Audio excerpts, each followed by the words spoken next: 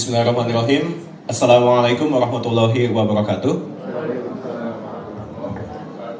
Alhamdulillahirabbil alamin wassalatu wassalamu ala asyrofil anbiya'i wal mursalin wa ala alihi wa sahbihi ajmain. Asyhadu an la ilaha illallah wahdahu la syarikalah wa asyhadu anna Muhammadan abduhu wa rasuluhu la nabiyya wa la rasula ba'da. Rabbi shrah li sadri wa yassir li amri wahlul 'uqdatam min lisani yafqahu qawli, amma ba'du. Yang terhormat kepada ustaz-ustaz sekalian, guru-guru sekalian, para doktor dan profesor dalam lingkar intelektual profetik ya, dan juga dalam forum komunikasi strategi muslimah Forkisma.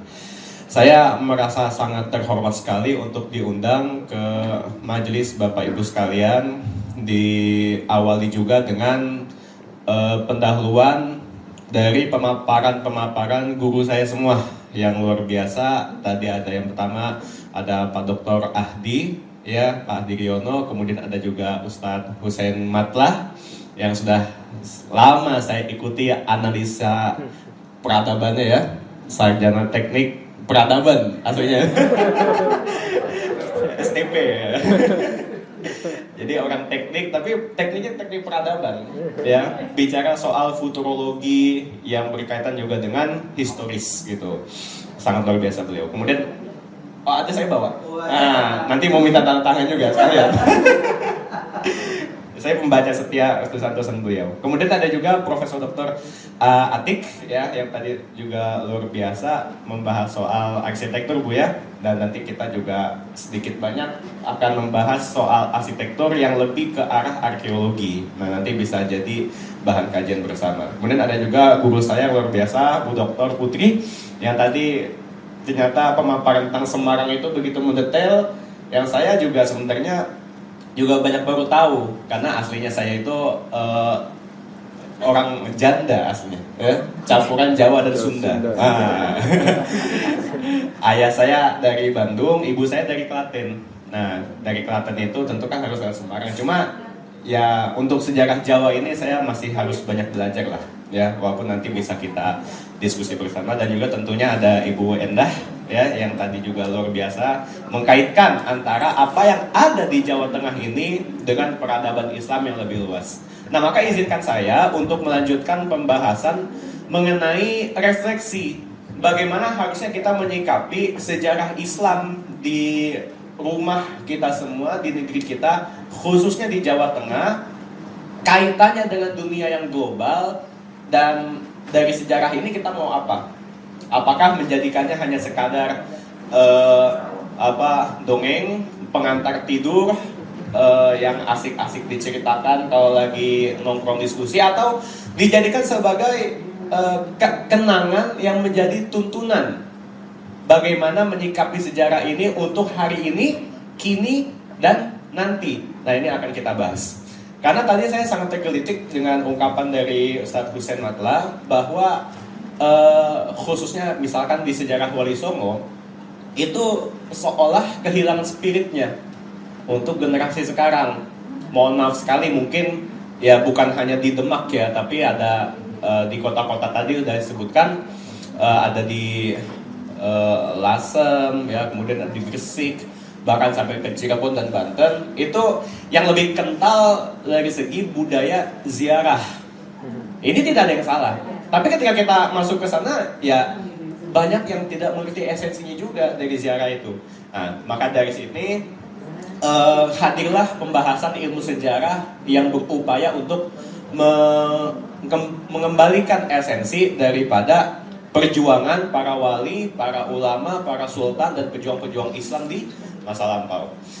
Bapak Ibu yang dirahmati Allah Subhanahu wa taala, ada pointer. Ini yang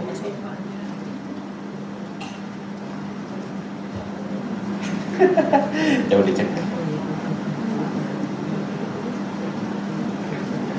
Tabung sih kan? Ya di next kita pakai back to manual ya. Nah, jadi Bapak Ibu sekalian yang dirahmati Allah, saya sebenarnya tidak hanya ingin sekadar membahas Jawa Tengah, tapi lebih melihatnya ke konteks yang lebih regional atau bahkan global. Bahwa masuknya Islam di negeri kita itu sebenarnya merupakan hasil daripada siklus peradaban dalam konteks global.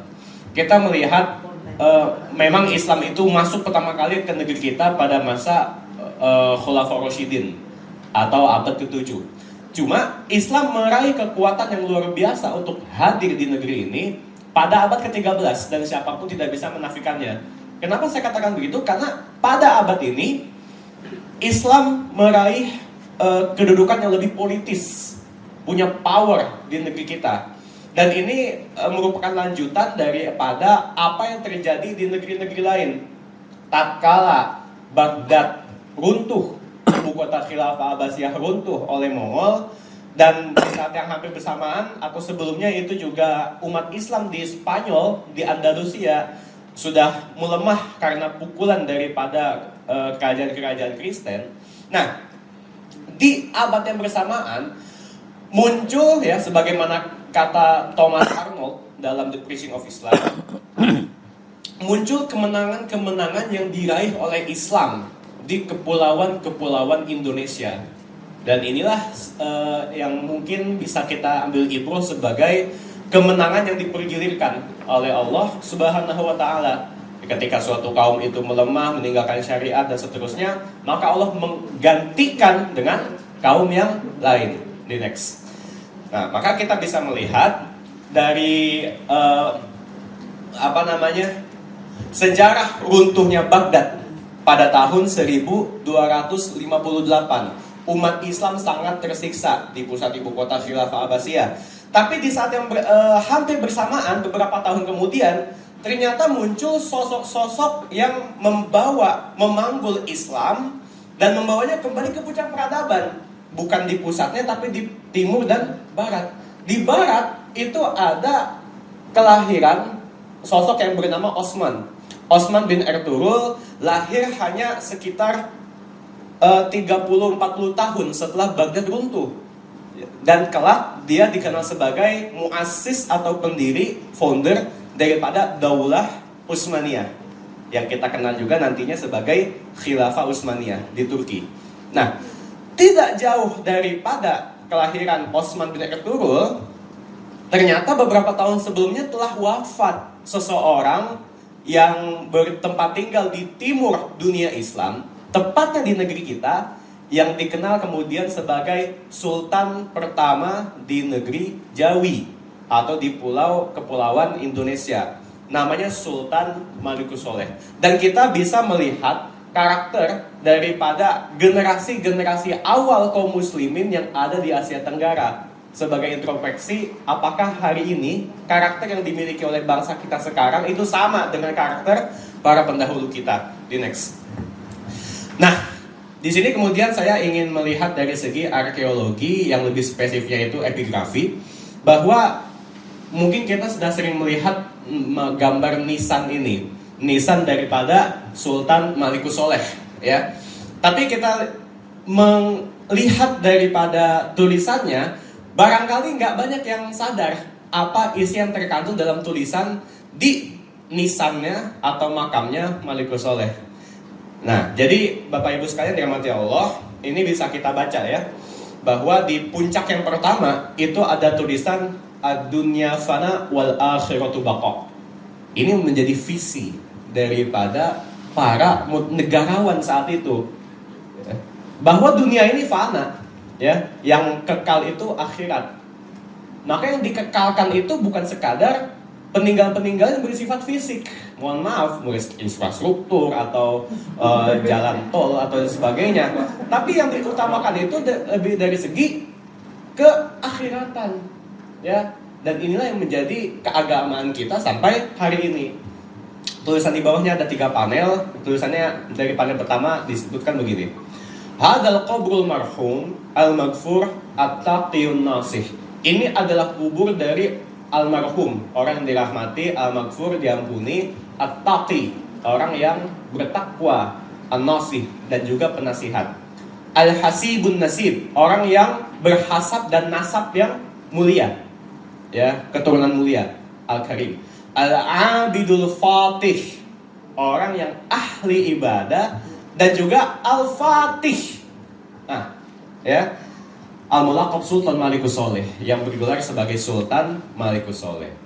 Nah, Bapak Ibu sekalian, kalau tadi Ustaz Hussein Matla menjelaskan, ini ada runtutan antara Raden Fatah, Fatahillah, dan juga apa tadi Ustaz? Al-Fatih. Ya, Al-Fatih mungkin merujuknya ke Turki, tapi ternyata 200 tahun sebelum di Turki itu muncul Muhammad Al-Fatih, penakluk Konstantinopel, negeri kita juga udah mempunyai seorang Al-Fatih. Tulisannya ada di sini, ya. Al-Fatih gitu. Dan Al-Fatih ini bukan sekedar penakluk, tapi juga pembebas, ya. Yang lebih afsah itu artinya adalah pembebas. Pembebas daripada kegelapan menuju zaman yang terang benderang, ya, membuka suatu wilayah dari Darul Kufri menjadi Darul Islam. Dan ini adalah amal yang memang menjadi kebiasaan, tradisi, sunnah daripada pelanjut dari Sultan Malikus Soleh. Diakui juga oleh Ibnu Battutah. Di next. Nah, jadi ini manuskrip daripada Rihlah Ibnu Battutah yang punya judul asli itu Tuhfatun Nuzur fi Ghara'ibil Amsar wa Ajaibil Asfar. Tersimpan di Prancis, ya, sampai hari ini. Ini sangat jelas paparkan oleh Ibnu Battutah tentang keadaan Zikra Sultanul Jawa, ya, tentang Sultan Jawa. Maksudnya bukan Jawa Tengah dulu, ya, tapi ternyata Sumatera dulu, kata Ibnu Battutah, juga dinamakan Jawa. Makanya tadi Ustadz Rompi menyinggung tentang penamaan negeri ini, apakah Nusantara atau negeri Jawi. Nah, yang lebih cocok di zaman Islam itu Jawi, gitu ya. Dan itu berlaku ke semua Asia Tenggara. Apa kata Ibnu Battutah tentang Wahuwa Sultan Malikus Zohir, tentang Sultan Malikus Zohir, penerus daripada Malikus Soleh di Pasai, ya, di Sumatera Pasai. Min fodala ilmuluk, bahwa dia ini termasuk raja-raja yang utama, wa karomaihim, dan penuh karomah.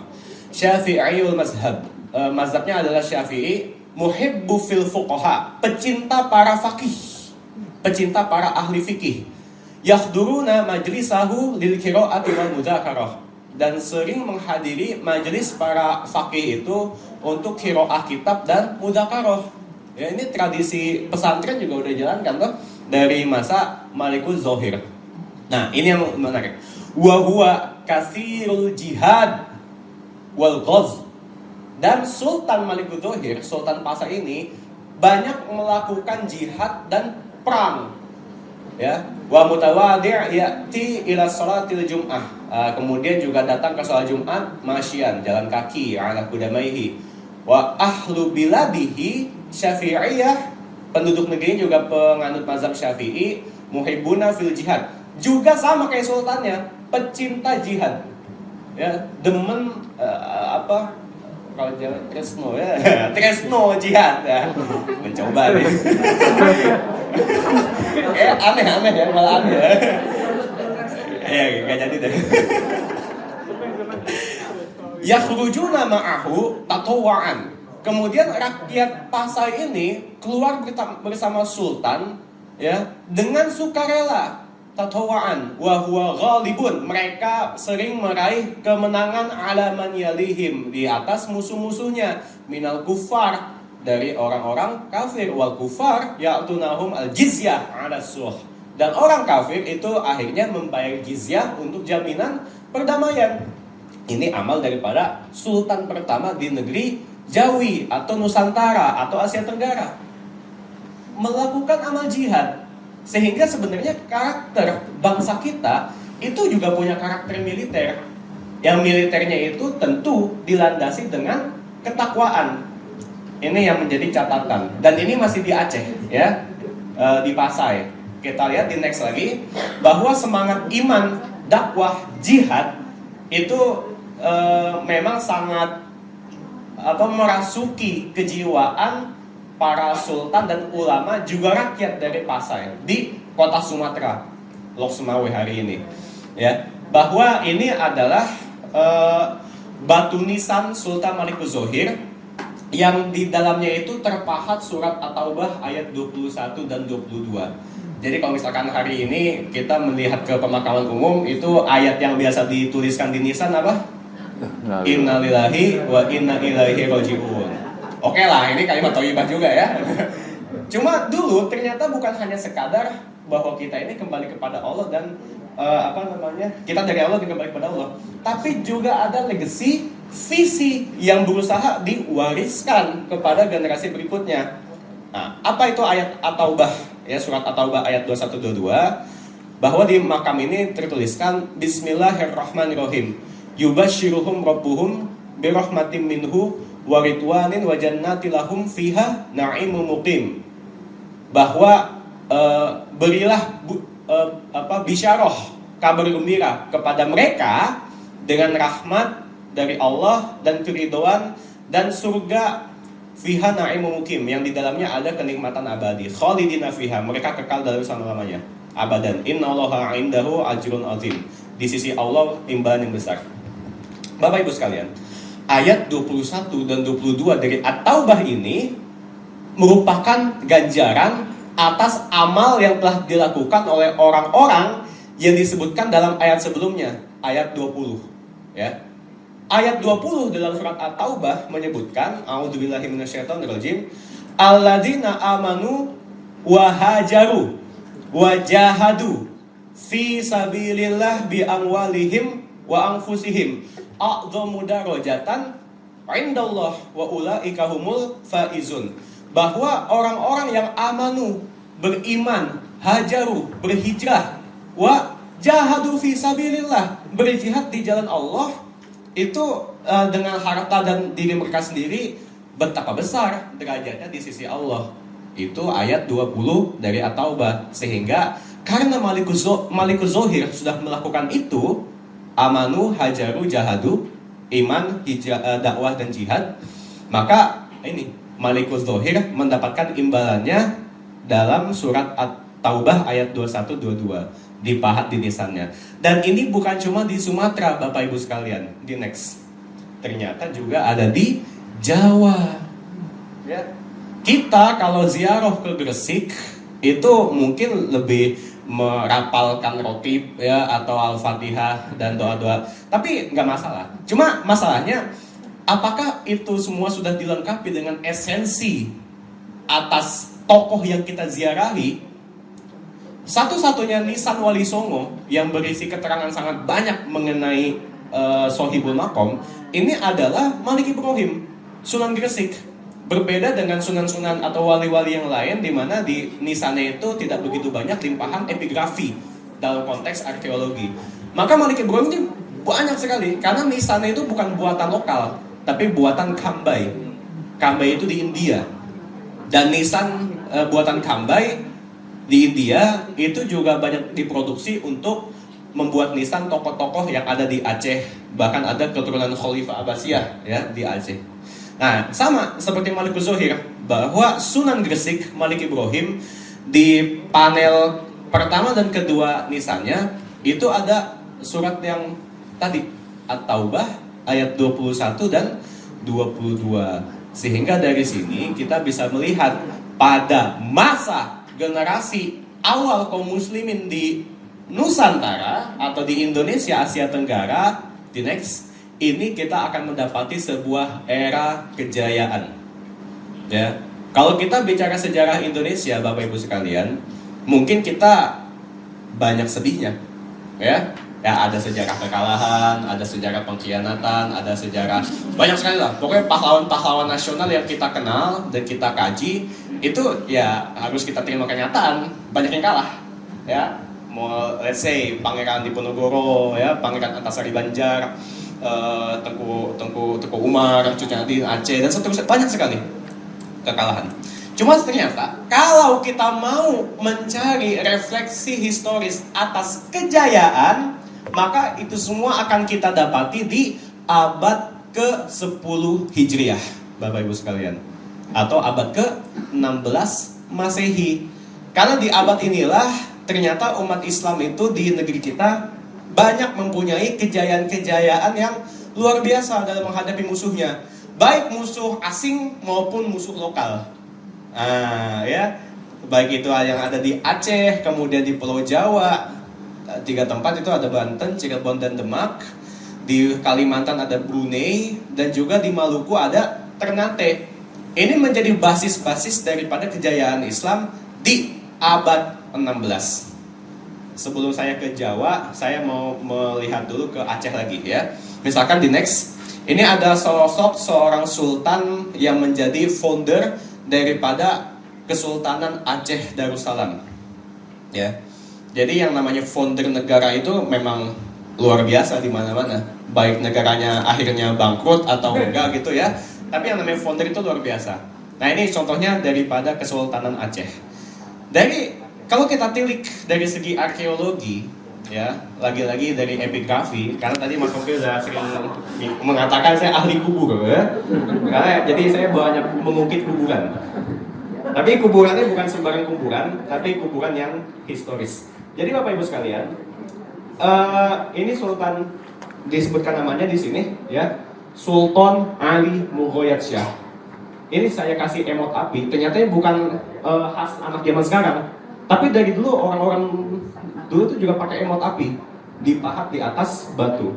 Nah, ini berarti apa? Dia ini pribadi yang berapi-api, ya, penuh semangat. Nah, semangatnya apa? Di next lagi, ini di panel yang lain, di sisi makam yang lain, ada tulisan yang sangat luar biasa Bapak Ibu sekalian, bahwa beliau adalah Al-Ghazi fil barri wal bahri yansuruhullah.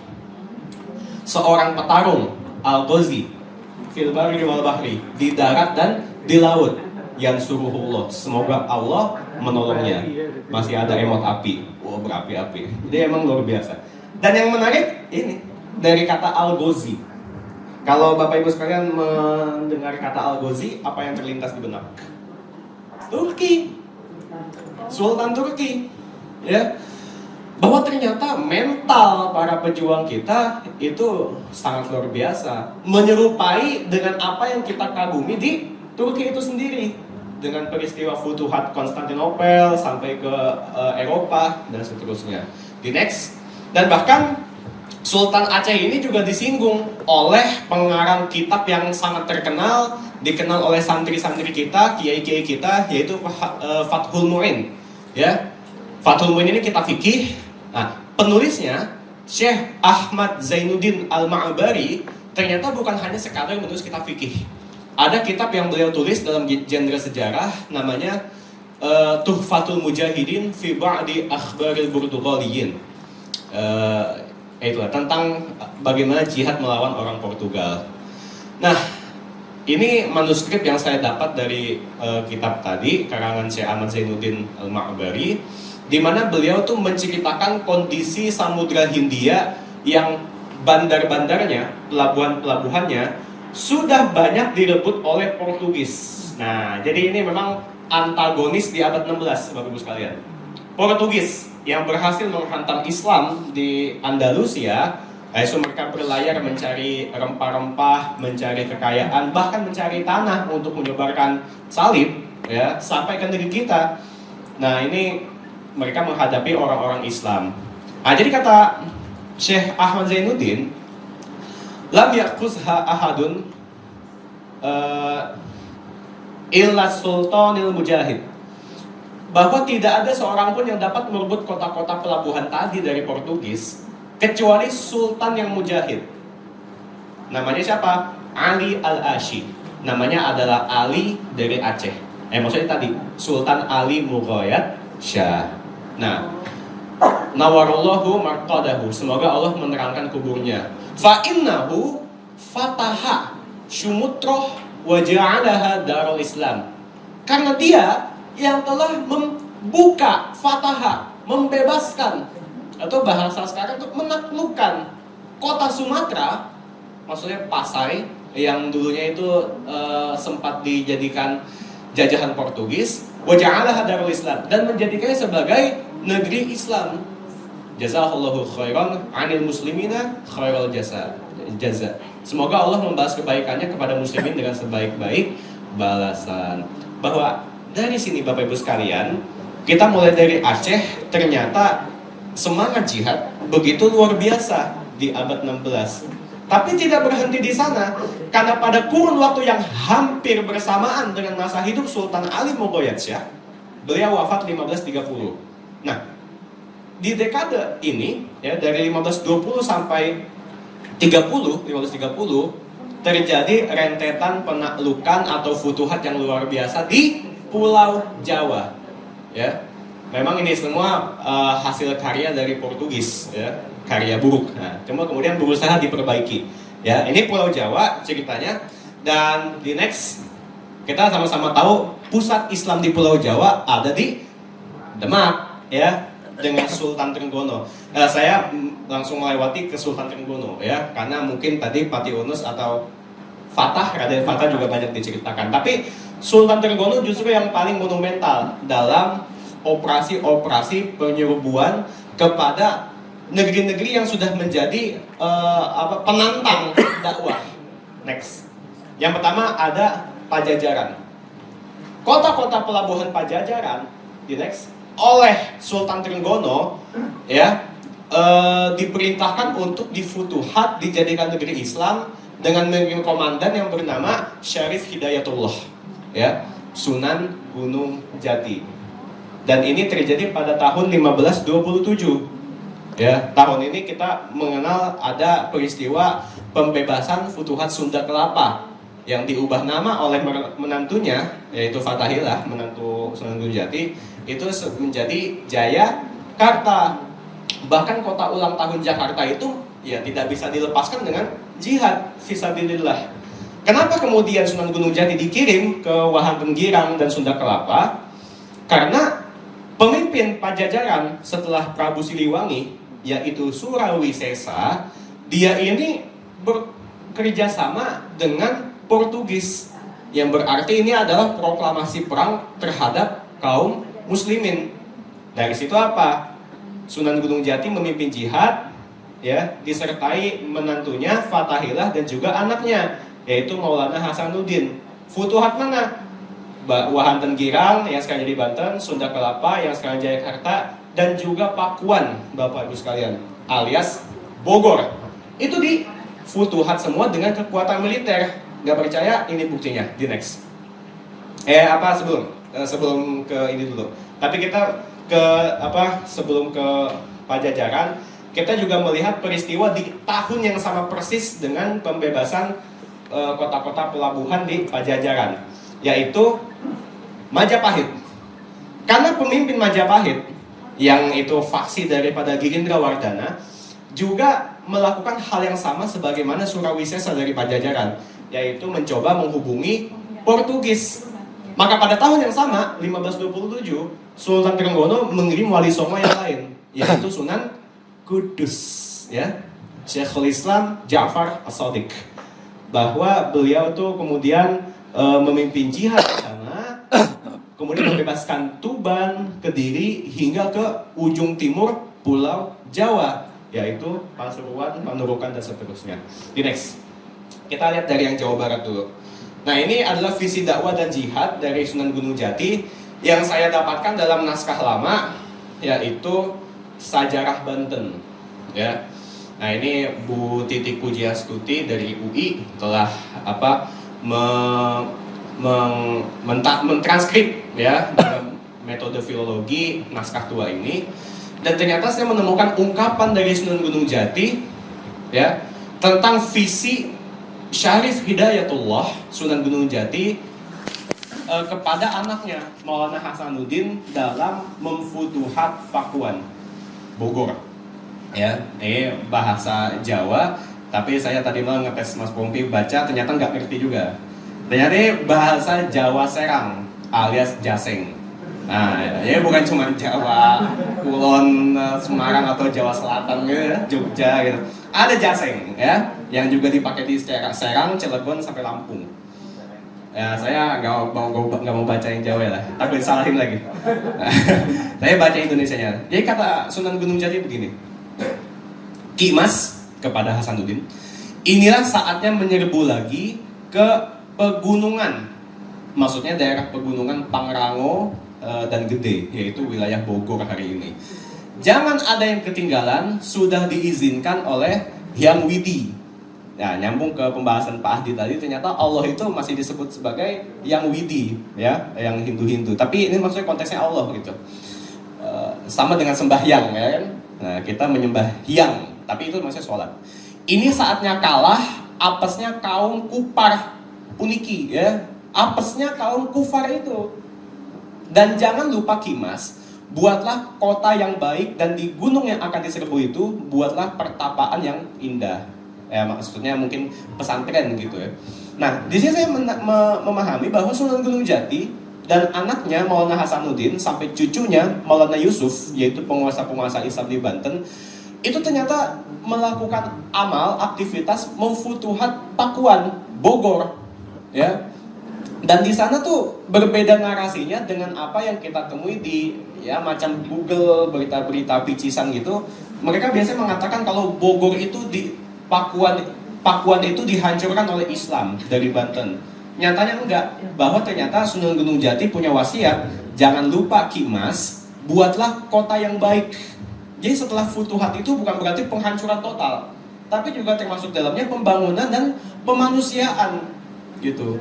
Pemanusiaan orang-orang Hindu Pajajaran yang dia itu ada yang menolak Islam, ada yang masuk Islam, dan seterusnya.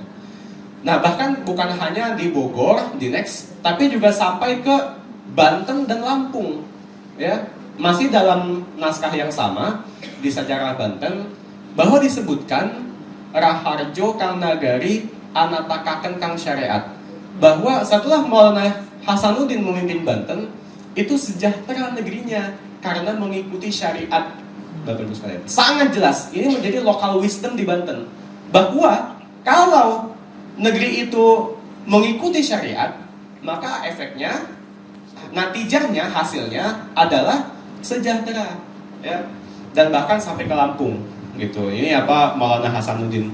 Tapi yang menjadi fokus kita tentu ke Jawa Tengah, maka kita next langsung ke Sunan Kudus. Nah, ini ada kutipan atau pernyataan dari The Graaf, ya, dalam bukunya itu yang Legend Kerajaan Islam Pertama di Jawa, tentu dengan bahasa dia, ya, bahwa The Graaf dan Piaget itu mengatakan begini tentang keadaan zaman Demak, ya, yang tadi Ibu Endah mengatakan ini menjadi basis kekuatan Islam. Apa kata The Graaf? Bahwa pada zaman Demak, dalam tanda kutip, kefanatikan, ya, kefanatikan orang-orang yang baru saja memeluk agama Islam telah mendorong orang-orang yang semula para pengrajin dan para pedagang di lingkungan masjid ibu kota dan desa kemudian bergabung menjadi kelompok bersenjata. Kalau dalam naskah itu disebut sebagai pasukan Suranata, ya, dengan tujuan mempertahankan agama yang benar dan memperluas wilayah yang beragama Islam. Nah, jadi ini ada dua kandungan, yaitu jihad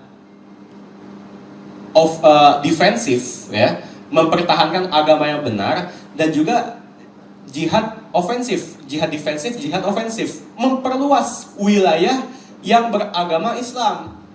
Tadi amal-amal futuhat, ya, para pejuang agama yang penuh semangat itu, kata The Graaf dan Piaget, yang menurut cerita di bawah pimpinan Sunan Kudus telah aktif ikut serta dalam perang suci alias jihad yang menyebabkan jatuhnya ibu kota kafir Majapahit untuk selama-lamanya, ya. Jadi ini adalah amal yang dilakukan oleh Sunan Kudus dan juga tentunya kaum muslimin di Demak. Yang kita perhatikan kalau misalkan ada satu kebijakan Sultan Trenggono yang dikerahkan besar-besaran pada tahun 1546 di next, ya.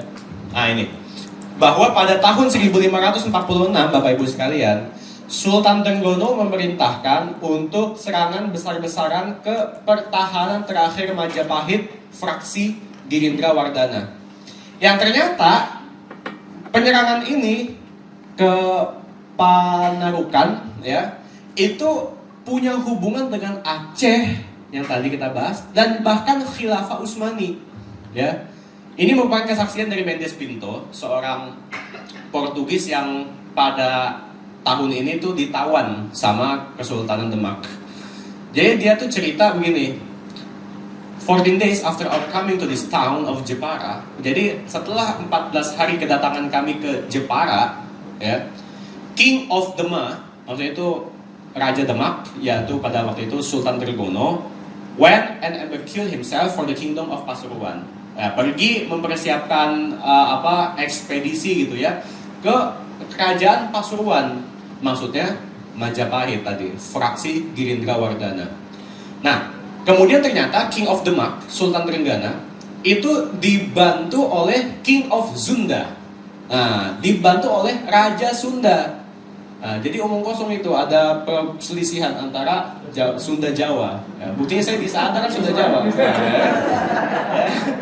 Jadi dulu tuh Sunda dan Jawa, Sultan Trenggono dengan Maulana Hasanuddin konteksnya ya, itu King of Sunda, his brother-in-law. Jadi ternyata Raja Sunda, maksudnya itu raja yang telah menaklukkan Pakuan, yaitu Maulana Hasanuddin, itu posisinya adalah brother-in-law, saudara ipar daripada Sultan Trenggono, who was general of the army, yang ternyata Hasanuddin menjadi jenderal pasukan, went by land with a great part of the force. Jadi pergi dengan jalan kaki dari tempatnya di Banten sampai ke Pasuruan. Bayangin jalan kaki. Ya, mantap sekali itu zaman itu. Ya,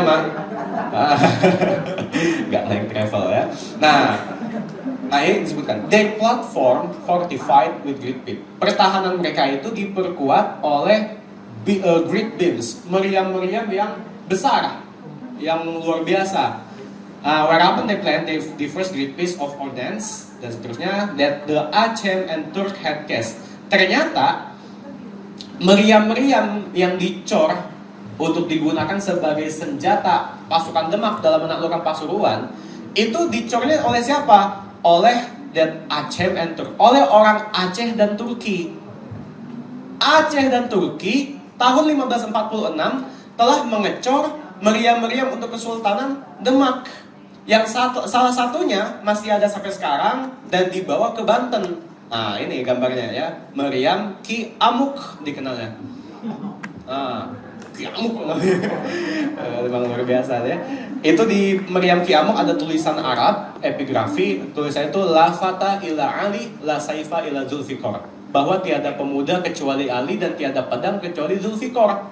Ini macam moto lah ya, moto jihad pada zaman itu, yang selain populer di Indonesia, di Banten pahat tulisan itu di meriamnya, juga populer di Khilafah Utsmani. Betapa Sultan Muhammad Al-Fatih, Sultan Selim, Sultan Bayazid, dan sampai ke Sultan Sulaiman Al-Qununi, pasukannya itu sering memakai slogan tadi, la fata ila Ali wala saifa ila Zulfikar. Jadi maksud saya apa? Ada korelasi antara yang lokal dengan yang global. Bukan hanya sekadar dari segi kebudayaan, tapi juga dari segi perjuangan. Ya, kebudayaan dapat, kita meninggikannya juga, Sakofiah, ya, kalau kata Ulil kemarin di Kudus kemarin. Tapi juga dapat dari segi sia-sia, politik, ya, atau juga bahkan kebijakan. Nah, itu tahun 1546, ya. 1549 di next. Salah satu jenderal yang berpartisipasi dalam penaklukan atau futuhat Pasuruan tadi, yaitu Ja'far Shodiq, baru mendirikan kota Kudus, ya. Jadi di next lagi, mungkin yang selama ini terkenal kalau kita bicara profil dari masjid Sunan Kudus, itu kan dari fasadnya kan, atau menaranya, menara Kudus gitu, yang dikatakan bentuk toleransi ya kepada peradaban yang sebelumnya. Ya, dan memang ini tidak masalah. Tapi sebenarnya ada satu segi arkeologi lain, atau lebih tepatnya epigrafi, yang jarang disorot, yaitu epigrafi di Masjid Sunan Kudus yang sekarang tuh diletakkan di atas mihrab masjid. Nanti kalau Bapak Ibu sekalian ke Kudus, coba dicek ya, apakah masih ada tulisan ini atau tidak. Karena tulisan ini sangat penting ya. Ini tulisan berbahasa Arab prasasti yang difoto oleh Guilot dan Kalus. arkeolog dari Prancis, dan dibacanya begini oleh mereka di Next ya. Saya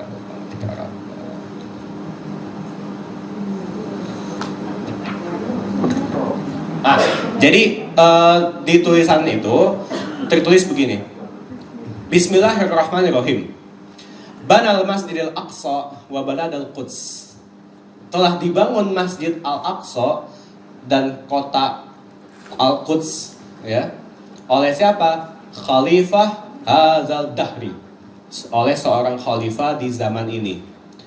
Hina mukammil, kemudian panel kedua, yastajzi ghadan fi jannatil khuldi nazlan wa kurban minar rahman balahu munzil, dan seterusnya. Jadi oleh seorang khalifah di zaman ini yang telah sempurna dan mengharapkan imbalan kelak di dalam surga yang kekal, diturunkan nazlan wa kurban, didekatkan oleh yang maha rahman. Nah, dilanjutkan, ansya'a hadzal masjidal mubarak al musamma bil aqsa. Jadi nyatanya masjid yang di Kudus itu telah dibangun dan dinamai dari awal itu sebagai Masjid Al-Aqsa. Ya, Khalifatullah fil ard, oleh seorang khalifah Allah di muka bumi. Al-hadir fi ajliha wal arsh, yang hadir pada masanya dan di atas takhta. Siapa dia? Syekhul Islam wal Muslimin. Syekhul Islam. Ini merupakan jabatan yang juga dipakai di struktur pemerintahan Khilafah Utsmani untuk menyebut orang yang menjabat sebagai mufti tertinggi, Syekhul Islam. Nah, ternyata seorang Syekhul Islam di Utsmani itu juga ada yang ke Jawa gitu kan, ke Kudus. Zainul ulama wal mujtahidin, perhiasan para ulama dan para mujtahid. Al-alimul amilul kamilul fadil, orang yang berilmu, beramal sempurna dan juga mulia. Al-makhsus bi'inayati Rabbanil Khaliq, yang dikhususkan mendapat inayah sang pencipta. Siapa dia? Al-Qadi Ja'far As-Shadiq. Nah, jadi ini adalah pelaku yang membangun Masjid Sunan Kudus, Bapak Ibu sekalian. Ibtago'an liwajihillahi wa awadi birrihi min yadillah wa taba'an li sunnati Rasulillahi sallallahu alaihi wasallam. Jadi dibangun demi mendapat keridhaan Allah dan mengikuti sunnah Nabi Muhammad sallallahu alaihi wasallam. Wa kana tariqu samaniyata wa ishrina min syahri Rajab fi sanata sitti wa khamsina mi'ata minal hijrah an-nabawiyah. Wa sallallahu ala sayyidina Muhammad wa alihi wa ashabihi ajmain. Dibangun pada 28 Rajab tahun 956. Itu bertepatan dengan tahun atau tanggal 22 Agustus 1549. Ini yang mau saya tarik Bapak Ibu sekalian, kesimpulan apa yang terjadi pada masa pembangunan Kudus dan juga di waktu yang sama di dunia global. Jadi pada tahun 956 atau Hijriah atau tahun 1549 ya, disebutkan dalam inskripsi tadi bahwa seorang Khalifatullah fil ard yang namanya adalah Syekhul Islam Ja'far As-Shadiq telah membangun Masjid Al-Aqsa. Al-Aqsa itu kalau zaman Nabi untuk menyebut yang di Palestina, maksud itu yang jauh. Ternyata ada yang lebih Aqsa lagi. Nah, itu di Kudus ya. Nah, dan pada jajaran tahun yang sama di abad ke-10 Hijriah tadi, ini di saat yang bersamaan Sultan Sulaiman Al-Qanuni yang disebutkan dalam banyak inskripsi di Palestina sebagai Khalifatullah fil Alam telah melakukan 27 pembangunan dan renovasi di Al-Quds. Saya yang masih penasaran dan begitu tertarik kenapa bisa bersamaan gitu loh. Seorang Sunan Kudus di Kudus itu sendiri atau Ja'far As-Shadiq membangun Al-Aqsa ya, alias Masjid Menara Kudus. Tapi di tahun yang bersamaan, khalifah yang terkenal yang membawa Utsmaniyah itu ke puncak kejayaannya, itu juga sedang membangun banyak bangunan di Al-Quds, di Yerusalem, di Palestina. Mulai dari temboknya, Masjid Al-Aqsa-nya, Qubbatus Sokhra, bahkan sampai ke Hebron, sampai ke Al-Khalil, makam Nabi Ibrahim alaihissalam. dan seterusnya itu sedang banyak dibangun dan direnovasi oleh Khalifah Sulaiman Al-Qanuni. Ada apa? Gitu kan? Walaupun memang biografi daripada Sunan Kudus ini masih terbatas, ya, tapi dari evidence atau sumber bukti, ya, bukti arkeologi yang di Kudus itu bisa disimpulkan ada minimalnya itu kesamaan semangat, resonansi yang sama. Kalau dunia Islam saat itu sedang bergejolak dan berlomba-lomba dalam kebaikan, bergejolak dalam jihad, dan juga saling tarik-menarik untuk bekerja sama atas dasar ukhuwah Islam. Karena pada dekade berikutnya, di next, ini seorang Sultan Aceh yang ketiga, anak Sultan Ali Mogolladzhah, itu mengirim surat kepada Sultan Sulaiman Al-Qanuni di Turki, ya. Nah, di next, kirim surat. Mengirim surat. Nah, ini suratnya sangat luar biasa Bapak Ibu sekalian. Saya udah ngeprint suratnya, itu cuma potongan pertama. Nah, ini surat aslinya nih saya print jadinya segini. Nah, ya. Jadi ini surat yang sangat luar biasa, bisa diperagakan Mas Kompi. Nah. Isinya bisa dibaca untuk 13 baris pertama. Bisa dibaca dalam bahasa Arab. Ya. Kemudian dari baris ke-14 sampai ke 121 sampai bawah, ini tertulis dalam bahasa Osmanlijah. Apa itu Osmanlijah? Bahasa Turki Utsmani. Jadi bahasa campuran Turki, Persia, dan Arab. Beda dengan bahasa Turki hari ini yang sudah banyak kehilangan unsur Arabnya. Semenjak Mustafa Kemal Atatürk itu menghapus banyak elemen Arab dalam bahasa Turki. Ini masih pakai bahasa Osmanlijah. Dan ungkapan-ungkapan di sini sangat luar biasa dari Sultan Aceh yang namanya Sultan Alauddin Riayat Shah Al-Qohar kepada Sultan Sulaiman Al-Qanuni. Mungkin bisa saya bacakan sedikit, ya, di mukodimanya saja bahkan. Bahwa di sini disebutkan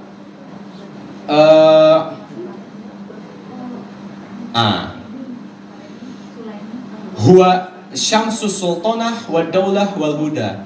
Sultan Aceh menyebut Sulaiman Al-Qanuni sebagai matahari kesultanan, negara, dan kebenaran. Kemudian wal qamarul khilafah fi dinillah, dan rembulan khilafah di dalam agama Allah. Itu sangat terang-terang disebutkan qamarul khilafah di baris ketiga. Ya, kita mendengar kata khilafah kan hari ini kayak takutan gitu. Ya. Dan bahkan cenderung anti atau sensitif, apalagi menjelang tahun politik. Ternyata ini kata khilafah juga sudah disebutkan secara gamblang untuk disematkan kepada Utsmani. Oleh siapa? Oleh orang Indonesia 500 tahun yang lalu. Qamarul khilafah. Dan Sultan Aceh ini, Alauddin Riayat Shah Al-Qohar, juga menyebutkan bahwa Sultan Utsmani layaknya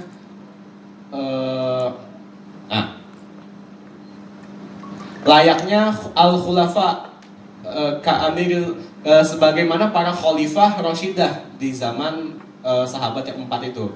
Ka'amiril mu'minin Abu Bakrin, seperti Amirul Mu'minin Abu Bakar, fi sidqi wal wafa, dalam kejujuran dan wafa, ya, kelembutan atau apa. Wa ka'Umar, dan seperti Umar bin Khattab fil adli wal ridho, dan seperti Umar bin Khattab dalam keadilan dan keridhaan. Wa Utsman, dan seperti Utsman bin Affan fil adab wal haya, dalam adab dan malu, ya. Wa Ali fi syaja'ah, dan seperti Ali bin Abi Thalib dalam keberanian. Siapa dia? Dia itu adalah Malikur Rahman, Sultanul Alam, Khunkarul A'zam, Sultan Sulaiman Khan ayadallahu ta'ala ayyama daulatahu. Dia adalah Sultan yang agung, yaitu Sulaiman Al-Qanuni. Bapak Ibu sekalian, yang ingin saya tekankan di sini adalah bahwa, ya, Sulaiman Al-Qanuni dan anaknya Selim kedua benar-benar merespon surat dari negeri kita ini yang diwakili oleh Aceh. Buktinya ada 2. Saya sudah tunjukkan semalam, ya. Yang pertama ini, surat menyurat. Yang kedua itu dari segi apa? Uang, ya. Bahwa dinar-dinar ini itu ditemukan di Aceh dalam kuantitas yang luar biasa. Penemuan terbesar itu terjadi pada tahun 2013. Di mana pada tahun itu koin-koin seperti ini ditemukan dalam satu waktu sebanyak 6.000 keping. Gitu. Sebanyak berapa? 6.000 keping. 6.000 dinar. Berapa miliar, Pak? Hah? 11.000 triliun ya. Tulisannya sangat jelas. Bahkan menyebutkan beberapa nama Khalifah Utsmani. Sultan Sulaiman Shah ya, bin Salim, berarti Al-Qanuni, Sultan Sulaiman bin Salim Khan, Duriba bi Misr ya, dicetak di Mesir, Sanah Wahid wa Salasun wa Tis'imi'ah, dicetak tahun 931 Hijriah. Atau juga Sultan Murad bin Salim ya. Ini alhamdulillah saya bawanya bukan foto doang, tapi juga saya bawa jejak khilafah ini ke Semarang. Ya barangkali Bapak Ibu mau lihat ya, insya Allah asli, bukan koin time zone. Mangga ibu-ibu kalau mau lihat, ini nanti gambar. Yang ibu pegang itu yang tengah ya, berarti yang itu saya beri lihat adalah koin daripada Sultan Sulaiman Al-Qanuni, dicetak tahun 931, berarti tahun 1500 25 ya, 1526 ya. Ya, let's say 500 tahun yang lalu itu umur koinnya ya, dicetak di Mesir. Ini yang pertama Bapak Ibu sekalian, sambil lihat-lihat. Yang kedua, di next, Sultan yang mengirim surat kepada Khalifah Utsmaniyah itu ternyata punya visi jihad yang sangat luar biasa ya, dan ini dikenang dengan sangat horor gitu ya oleh para orang-orang Portugis, bahwa Sultan Al-Harabi, ini penyebutan orang di next penyebutan orang Portugis untuk menyebut Sultan Alauddin Al-Qohar dari Aceh, menaklukkan ujung tanah, memfutuhat ujung tanah. Ujung tanah itu sekarang di Johor ya. Kemudian ini yang saya highlight, ia mengirim utusan ke Turki, suratnya tadi, ke Jawa, kemana lagi kalau bukan ke Jawa Tengah ya, ke Demak, dan juga ke India untuk mengadakan persekutuan menentang Portugis. Jadi buat aliansi ya, aliansi atas dasar ukhuwah yang bukan hanya skala regional tapi juga internasional, baik ke Utsmaniyah maupun sampai ke Jawa. Ya, berarti ini apa? Pada abad ini merupakan abad kejayaan dari segi perjuangan Islam di Indonesia ya. Bahkan ini ada macam family goals ya. Sesudah 2 tahun mengadakan persiapan, maka pada Januari 1568 Sultan Aceh ini menyerang Malaka bersama istri dan 3 orang anak laki-lakinya. Wah, berangkat jihad sama istri dan anak-anak. Sekoreo vacationnya itu pakai pedang, ya kan? Jadi ini, wah, kita kemana? Ke Simpang 5, ya. Healingnya jihad, ya. Jadi family goals zaman dulu tuh di masa yang luar biasa ini, itu jihad gitu loh vacationnya, bukan main-main gitu. Bahkan disebutkan juga bahwa Sultan Aceh ini never turn over his bed without thinking how he could encompass the destruction of Malacca. Tidak pernah membalikan dirinya di kasur kecuali dalam keadaan berpikir bagaimana caranya dia itu mengarahkan dalam tanda kutip destruction, penghancuran, atau bahasa kitanya futuhat Melaka, pembebasan Melaka dari orang-orang Portugis ya. Dan ini adalah perkataan daripada Diego de Couto ya, salah satu administrator Portugis di Melaka.